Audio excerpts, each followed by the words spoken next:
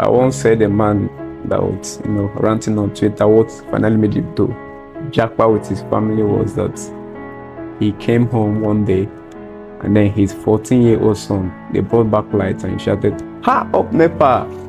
He now remembered that when he was 11 years, he shouted, "Up NEPA!" His son is 14. Yeah. The same story. And he decided to move. It's very, very easy to build and scale a fintech. Very, very easy. Because one, they sort of have a proven model that works, right? Or you need to do A to get B, and then you have C. And it doesn't require much capital investment like clean energy. For instance, if you want to, let's say, you have $5 million to build a fintech, you have more reach, more impact, more turnover and returns in 2 years than someone.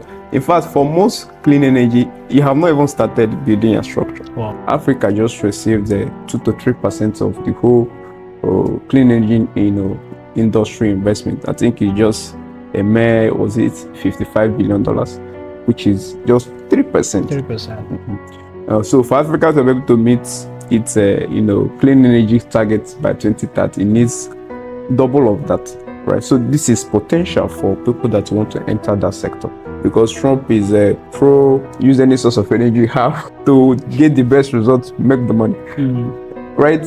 Should Africa adopt that, since we are still battling for energy poverty? For anybody that wants to plug into clean energy is the future. So yes, so there's a lot of potential there. The market is there. I'm in the sector, but I don't believe that only clean energy source will solve Africa's energy poverty. That's the truth. Because one is expensive, is really expensive. This is exciting because this is the maiden edition of the Clean Africa podcast. And my name is Abiola Iyola from Untapped Energy. And with me here is... My name is Idoko Nnaedozie. I'm the founder and CEO of Solaristique, Nigeria Limited. All right. I'm going to be telling him to dig into Solaristique and what Solaristique does and how the company and the idea formed and how they came about. But I have a long list of questions for him, and like I mentioned, this is the maiden edition, and this particular podcast edition is centered around the challenges and the opportunities we have in the clean energy space. Our goal is that this conversation is going to reach as many people as possible in Africa and even beyond, so that people can have solid perspective about what is happening within the clean energy space. And my first question to you would be in terms of prospect, potentials, opportunities, and the investment in Africa. How do you think the clean tech space or sector, how big is it in terms of prospect, potentials, opportunities, and investment? The African space? The African space. All right. So, clean energy, I think is good we start with definition, right? So it will give a better understanding for people that will be listening. Because when you use the word clean energy, some people do not understand. Does it mean that is an energy source that the wires are neat, clean, or what? What are you talking about? So clean energy, when they mention, is simply energy sources that do not bring harm or do not release a lot of carbon emission, or the carbon footprint in each generation process and usage is almost zero or little. So that's clean energy source. The renewables. So you have hydro, you have wind, you have solar, you have even geothermal. So these are major sources of clean energy. Back to your question now. Yes. So clean energy sector in Africa, of course, is massive. Africa still have over 600 million people that do not have power access. They do not. Not that they have, they don't. So that alone is a big number. So Oh, and for over how many years is the same story. I once heard a man that was, ranting on Twitter. What finally made him to jackpot with his family was that he came home one day and then his 14-year-old son, they brought back lights and he shouted, "Ha, up NEPA!" He now remembered that when he was 11 years, he shouted, "Up NEPA!" His son is 14. Yeah, the same story. And he decided to move. So in Africa, it has been the same story for how many years, right? So then clean energy stuff came into, the arena. Africa need a lot of energy, not just clean. We need energy, a lot of energy, right? We have not even solved our energy poverty first. So it's a whole lot. So the potential for any source of energy at all in Africa is massive. That's number one. So the potential for clean energy is even more massive, if I should use the word. Why? Because the whole world is, speaking about, carbon, reducing carbon, zero carbon. That's the whole United Nations agenda. The whole world agenda is towards energy transition to clean energy sources. In the last couple of years, that the whole world, in terms of investment, Africa just received 2 to 3% of the whole clean energy, industry investment. I think it's just a mere, was it $55 billion, which is just 3%. 3%. So for Africa to be able to meet its, clean energy targets by 2030, it needs double of that, right? So this is potential for people that want to enter that sector, right? So yeah, it's a very big potential. We have a lot of energy poverty. So for anybody that wants to plug into clean energy is the future. So yes, so there's a lot of potential there. The market is there. Everything is there. Is maybe other sectors that still need to be in place for the sector to flourish as it should be. From your input now, I've been able to gather that there are lots of opportunities, a lot of prospects in clean energy. The follow-up question would be that the global community feel that Africa is sitting on lots of opportunity when it comes to clean energy. But then at which point do we convert that opportunity to actual energy that we begin to use? And you started touching on policy barriers and all. So for that to happen, I think there are key factors that need to be in place. One is enabling policy implementation, because I know Nigeria, like you mentioned, have our own energy transition plan. In terms of making sure that the key stakeholders are carried along and they are doing their part. For instance, in China, because of the clean energy drive and transition plan, the government have a policy which they mandated almost all banks in China to be part of. So what happened is, if you are in China and you have a property for a landlord, you can rent out your roof. They are doing so in other European countries. So you just go to the bank, or an energy company, a clean energy company that maybe that into solar will come, convert the whole roof with panel, cover the roof with panel, generate energy. You as a landlord, you now become an energy generator. So you have over 20 years to pay for that. The banks take care of everything. There's no cost to you. All you have to do is provide your roof. That alone is enough incentive for people to adopt, because I'm not spending 1 naira of my money.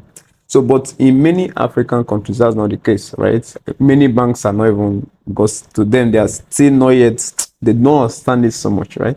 So that's the number one. So policy implementation, like deliberate, policy implementation is key. Another thing is, still around policies, inconsistencies, right? Maybe I propose this one, and then you come on board, you don't like what I did, you remove. All right. A case in point, even though they don't have much energy program, is that of the US, right? Biden was big on clean energy, all this Paris agreement. Trump kind of kicked the whole stuff out because he believed they were using it to waste money, tie, local growth and the rest. There are some truth to what he's saying. So that is also another thing is, what is the future of, I'm asking ourselves this question, and also that's in the field, the future of clean energy for us in the space for the next 4 years of Trump administration, because Trump is a pro use any source of energy you have to get the best results, make the money, right? Should Africa adopt that, since we are still battling for energy poverty? Energy poverty. All right. So I believe the best approach is the hybrid approach. We need every source. All right. We need as many as clean as we can get, and we also need other sources of energy, because I'm in the sector, but I don't believe that only clean energy source will solve Africa's energy poverty. That's the truth. Because one is expensive, is really expensive. So to question, I mean, answer number two to that question is, in the area of financing, uh, there are not so many local stakeholders that are willing to back, especially banks, back clean energy project.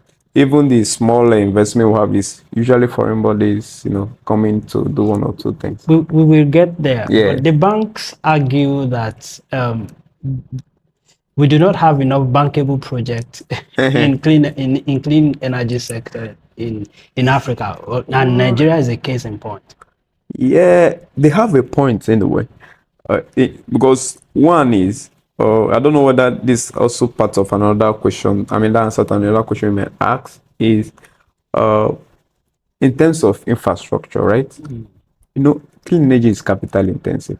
Right? We'll get there. So that's how, we'll because get there. I suspect maybe another question. Yes, we have to discuss questions that think us around the challenges facing the sector itself, so that we begin to put things in proper perspective.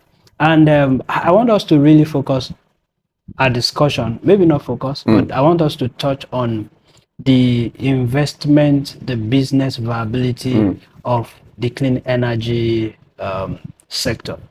You have been privileged to get one or two funds when it comes to Solaristique has been able to get a fund. I read that you've gotten 5,000 euro OCN. Is that true? It's 25,000. 25. Oh, so it wasn't 5,000 first before 25,000. It was. Okay, it was. Okay, you had. Range corners. Yeah, it was 5,000 and 25,000. It was the same program. Oh, the same program. Yes, that's the way they do it. I think, well, we as a company have gotten like 100 plus in cumulatively, right? Yeah. But so the question is, a lot of people are talking when tech generally now. Before people talk about investment itself or the impact, people are already calculating the amount of money. And I know you've been able to get funds and equity fund for your business too. In 2022, it was estimated that the clean energy sector Africa got around between 860 to 863 million dollars. Yeah. And that's about 18% of the whole investment. So now the question is, with all the funding, we know that clean energy is getting is not getting as much fund as it should, particularly if we are comparing it to its fintech counterpart.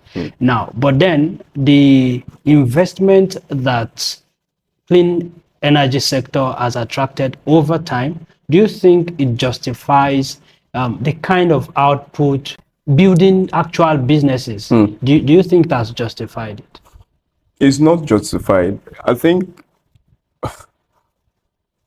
the funding or investment that clearly have is a joke. That's the right word. How do you mean? How do you One is, like you're comparing with fintech, it's very, very easy to build and scale a fintech. Very, very easy. Because one, they sort of have a proven model that works, right?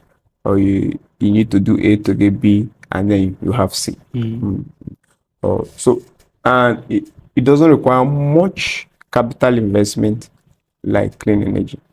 For instance, if you want to, let's say, you have $5 million to build a fintech.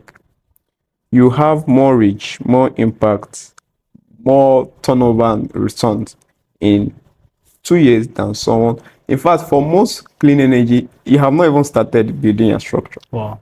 with Wow. that 5 million. Wow. Right? And then Because this has set heavy. oh, very asset heavy. And then the payback period is longer. As an investor, you want your money back within 5, 10 years. But for most clean energy projects, even 10 years, you are starting to, when we're in Berlin in 2023 for SET Award, we met a company, they call themselves Energy Dome. So what they do is they capture carbon and then use it to store long duration batteries that can last for 10 years. Wow. All right. So he told me for their prototype for a dome, they use $2 million to do prototype. Right. So for prototype is $2 million, and then that's commercialization. Oh my God. That's just an idea. It's energy. Energy is expensive. So I don't even think it's even fair when you compare with fintech. It's not a fair game. Okay, let's use the grid, normal grid, for instance. You want to connect 100 household. How much are you going to spend in the cables? It's a lot of. But two young guys can come in a room, build an app, or the APIs in check, get registration, license from CBN, boom, and you have a fintech. Oh, wow. Oh, wow. In 1 month, with good marketing, you have more than 1,000 people, 2,000, 3,000. Do you get it? But for each rate, like cost of acquisition for a fintech is less than that of a clean energy person, because is a lot. So that's, I think, alone is the distinguishing factor. So if you're an investor and you have a clean energy company and a fintech, and you know that if you put $200,000 in this one, it's going to yield within 2 years, so. And if I put 200,000, we're still trying to test the waters in clean energy. You will put your money here. So the argument is not that we have brilliant guys in the fintech. It's not because they are more innovative than the guys in the clean energy space. It's just that it's easier. It's easier for them to scale there than the clean energy space. Exactly, and it's easier to mitigate their risk than that in clean energy. Can you touch on the risk associated with investing? Yes. So one of the biggest risks, especially here in Nigeria, is energy theft. Right.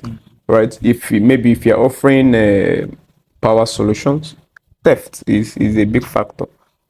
If you use your IoT, they always find a way to circumvent.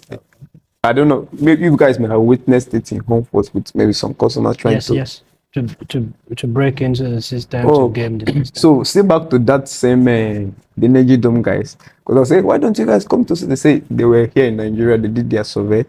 Energy theft, you know how this. They've shown them serious. They say they were here. Energy theft. It's hard. It's hard to track. I said, yes, it's true. I will not lie to you. So that's one of the biggest risks. There was a time that I don't know, I can mention brand names. Yes. MTN did with their home luminous pay-go it failed. The model failed, right? People were not paying. People will park and travel to another location. Wow. So it's a big issue. And for whether you like it or not, if you are doing, because of the capital intensive nature, clean energy, whether it's solar home system, cooking, solar cooking, whatever, you have to do a model that is blended. Pay-go, you have to do pay-go. And then once you do pay-go, the risk is higher because some people they may use it for 2 months and say, I beg, come and carry your stuff. We don't want to use it again. What do you do? It's used, So that's the challenge. But for fintech, you can somehow reduce that risk to a very big level. So thank you. So in terms of investment now, do you think that as a business, as an investment on its own, without having to source for funds, having grants or equity funds or no. Without all of this, is clean energy space a profitable venture to put in money? It is a profitable, very, very profitable venture. I think even if you look around last 2 years, 3 years, the rates of adoption of home systems, you can see few solar panels. Yes, I can see. But here now is almost everybody. In fact, it's in the sync of everybody's mind. If once you have a house, you have to do solar. Oh, great. Right? So the rates of adoption is high. If you go to a Alaba market now, solar shops, it was not like this before, right? So yes, it's a very profitable, viable business. Very, very, without any of those grant equity, it is on its own. Just that you now have to now define the clean energy use you're talking. Is it just to power homes, or is it the one you're using or to do other stuff? Yeah. Can we have an holistic view of the challenges that we have in the clean tech space? Yeah, so I think we have mentioned it's being capital heavy. Capital, yes. And then another challenge is, like I mentioned earlier, policy inconsistencies. And what do each country actually want to pursue? Because to me, every country is in different phase of their energy need, and right. And somehow I feel we cannot like just hook, line, and sinker adopt maybe energy proposal or agenda of maybe another country.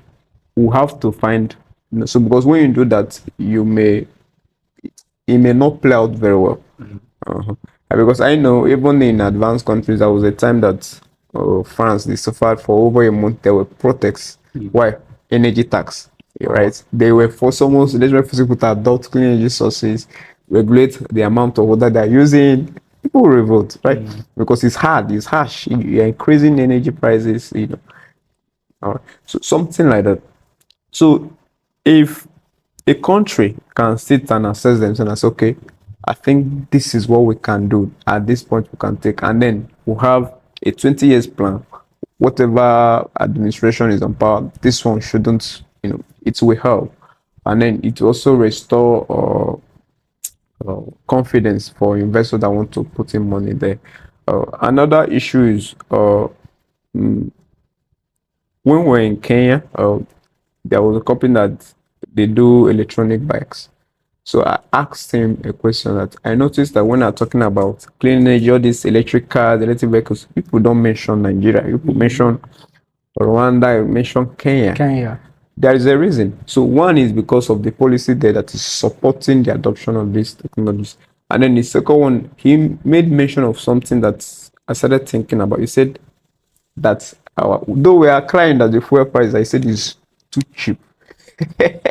That fuel price in Nigeria is too cheap. Yes, that the price has to be at least $1.50 for them to be able to compete. Because as a clean energy sector, you are competing with other sources of energy. So if other sources of energy is cheap, people will switch. There is no, why will I buy a solar? When with 1,000, thank God, somehow it's good because of the fuel hike. People are now adopting, because when you check it, it's like this solar is now cheaper. But before now, fuel was way cheaper, right? So with 1,000, I'll buy 5 liters of fuel. Why will I spend 1 million to do a system? So, but with that, so for most African countries, the energy, this is still other sources of energy is way cheaper than clean energy sources. So it's a problem. So the only way you can do that is, okay, if the government have a policy around, okay, if you are doing so and so, or you are consuming so and so quantity, you can do so for dirty energy and do so and so. That hybrid approach, it will increase the adoption rate. So the last one too is in the terms of the components that we use in this clean energy. We are 90% dependent on imported stuff. None is made local. Even the brands that it's assembly they're doing, right? Those are those solar panels. These all assembly. None is being manufactured. No indigenous. Yes. So we lack that technical skill for tooling needed to make this component. from batteries to panels to cables. So it's a big issue. It's a very big issue, because if you can do some of this locally, then you are slashing down the price by almost 30%, which is a very good deal, and then it makes it very easy for you to compete with other sources of energy.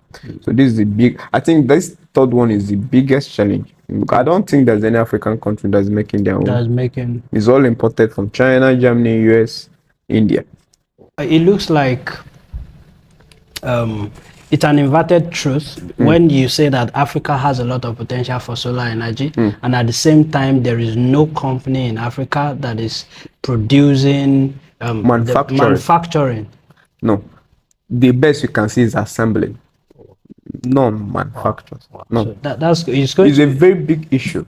and it of course will increase the costs of production. Yes, yes, yes. So how we can solve it, like I've always been a fan of having technical colleges and monotechnics, not universities, right? We have enough universities already that are teaching the same thing. So we need to have specialized higher institutions that teach on these things to the detail, right? What I mean is, it can be school of solar panel, right?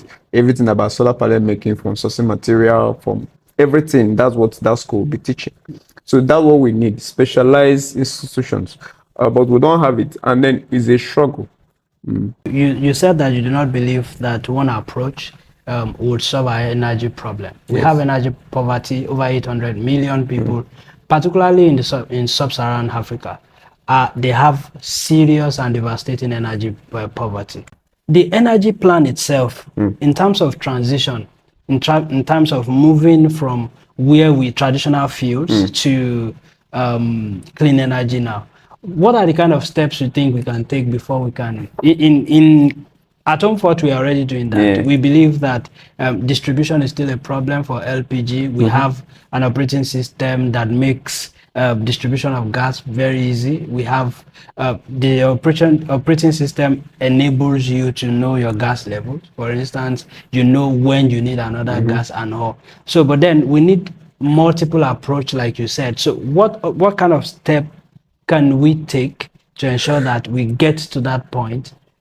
Well, for I would say radical approach, common sense approach, then the final destination approach. What I mean is, for me now, we should, any energy source at all we can get to solve that problem first, we should explore the potential.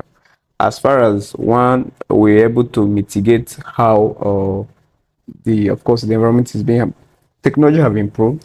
So of recent, they have started developing carbon capture technologies, right? For any production process, there's a way you can capture the carbon output, right?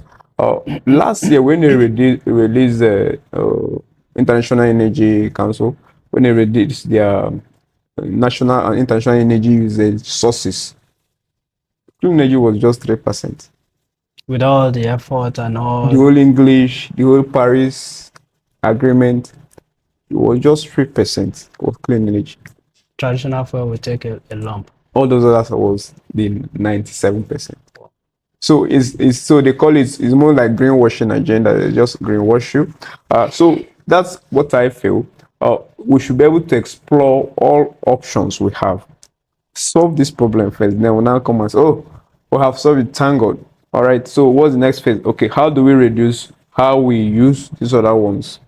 Then we can go to plan B. We can now say, okay, let's do 30%, 70%. From 70%, you can now come and say, okay, 50-50, and then you go down. Because you cannot tell me we have coal deposits, we have all these funds, then you want, I don't think it's common sense.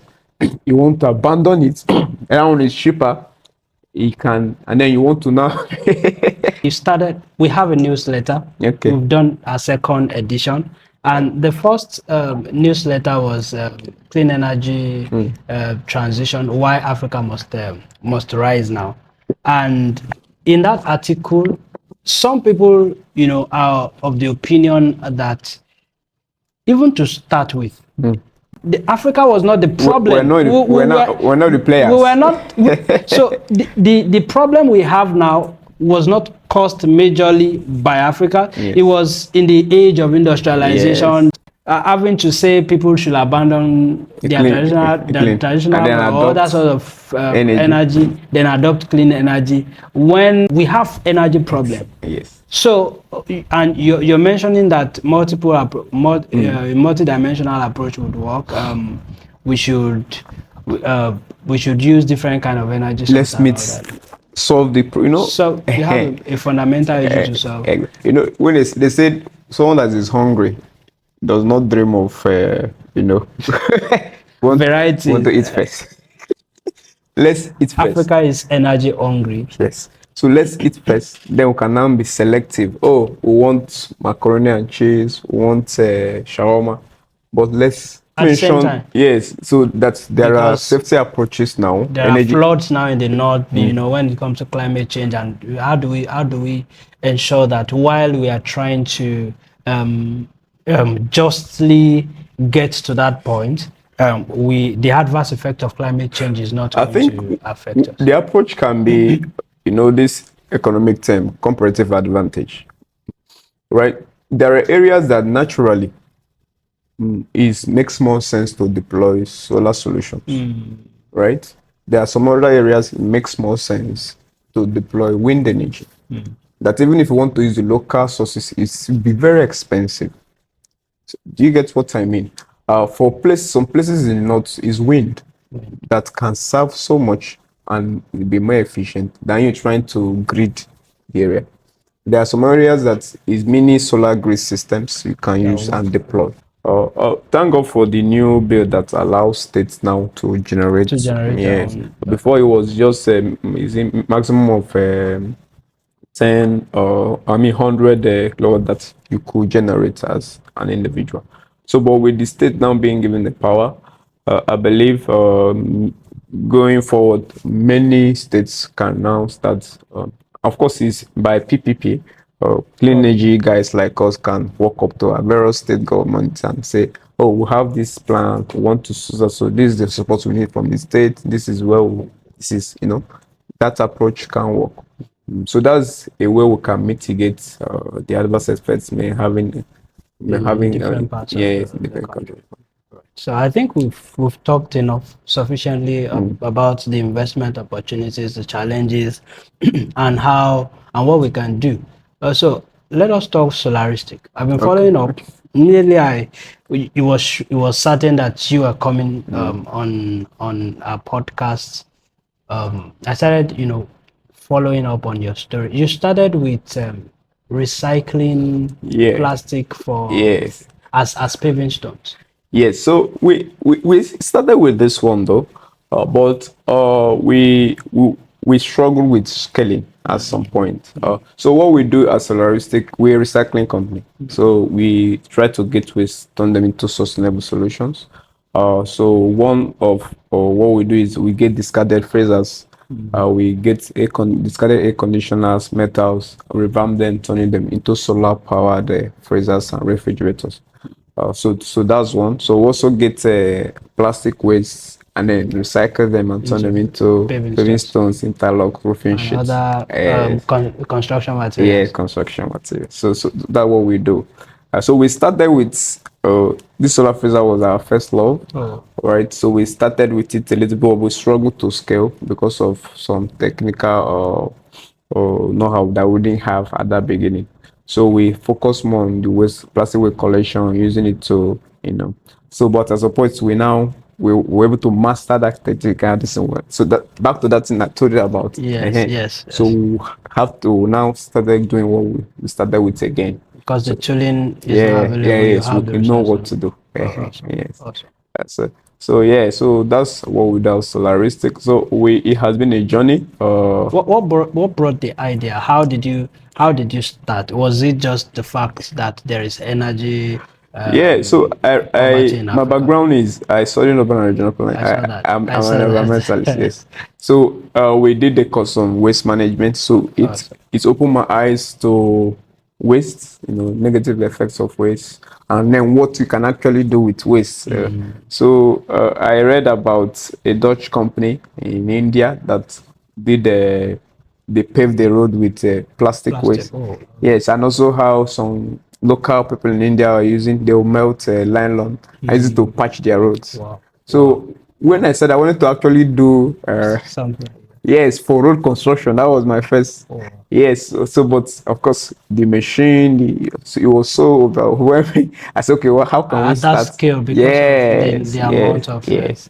So how can I start small? And so that's how we started. And also, I didn't want to be a typical town planner. That I wanted to do something different because I noticed waste management is a sector that we are not actually. harnessed. Yes. So I wanted to play in that field. So that's how we started. So I came out, what do I do? And then, like you said, clean energy was now gaining momentum, solar. So how do I integrate all this into what we do? So, okay, you can use clean energy source, use recycled materials. So what that does is, if for instance, if you want to, because let me even use the example with our competitors in the solar freezer space. And our competitors, their 160-liter freezer goes for 500,000. That's just the freezer. You have not bought panel, you have not bought battery, you have not bought above. Ours is just for that range is maybe 200k. So you see the price difference because we're using recycled materials. You use abandoned Yes, so because we're using so recycling for us is a tool how we can increase the adoption rate because you're reducing the cost. So this all is what fusing. And also why phasers is because of you an average Nigerian home now. You know how it is growing up. They cook on Saturday, stock up the fridge, and then hope there's light throughout. Yes. If you come back from school, you defrost. That's the normal setting. So when there's no light, there's no food don't spoil now. Spoil it. So that those personal experience growing up is still waste. So how do you solve the problem of they need alternative source? So and that was why Solaristic. Yes. So how's the journey so far? Investment, funding? Well, it has been. I think we have experienced all emotions. Some days you feel like you want to die. Some other days you're over the moon. Some other days you like, why did I even start this stuff? I should have taken a job. So we have had all the seasons, right? But it has been worth it. I think now we have been able to master the ecosystem. We know what works, know what do not work. We know what people need. I also know how people are able to release their money to acquire. Yes. So it has been a good journey. In terms of impact, I read that you have helped Nigeria prevent over 5,000 tons. Yes, we have. It's more than now, though, because that was the assessment we did late 2023. Oh, awesome. So by now it should be maybe 7,000 on there. Yes. How's the adoption? So the adoption is good now because people are now keen to solar. So they will this is my freezer, and what we also do is you don't need to buy a new freezer, so we can help convert the existing freezer to solar power. Yeah, so I have this freezer. We don't have light, so okay, we'll come and do the conversion. You start enjoying it. So you enjoy it whether there is light, whether it's solar. So you have all options. And I think that's the way to go. Instead of having instead of talking about solarizing a whole household, then people can have important appliances and then just make it solar powered. So you're sure when there's lights or not, you have your system is okay. Refrigerator is the food system of the house. If there's anything I want to solarize, it will be first my refrigerator, then maybe my working tool. And what's the next stage for Solaristic? All right. So the next step for us is full manufacturing, because now we are doing mostly assembling and upscaling. So we get discarded freezers and then we upscale, recycle. So once next stage we are doing from this year is we get them, we melt, we fabricate from scratch every component from the compressor, to the foaming, to the panning, to everything, do it locally.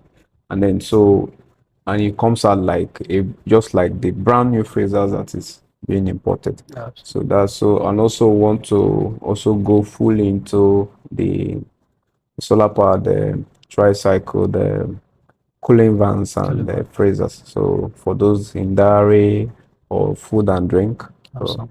So we entered the partnership there with Sahel and then a National Association of Dairy Farmers of Nigeria. Lovely. We're starting that project next month. So very soon you'll be seeing a solar power tricycle cooling van. I can't wait. Courtesy of Solaristique. Yes. I can't wait. In terms of when you mentioned the association, my mind skipped a bit, and okay. So if the market from that end come, do you think you have like the capacity to take on that? Sure. That's what we pray for now. It's a good problem to have. Yes. It's a good problem to have because that will now force us to do real setup, right? Factory setup for expand as we wanted to do. And then you will not have problem if you go to funding institutions or see what we have, see the waiting list, want to do this, give us this money. They are willing to finance such. So it takes the doubt away because there are perceived risk and there are actual risk that. And then you have real people waiting with their money for this product. So even if the equity fund is not coming, investors locally can say, I want to plug into this business. Exactly. So how much do you use to make? Okay, do 100 units for me. I want to deploy Taba.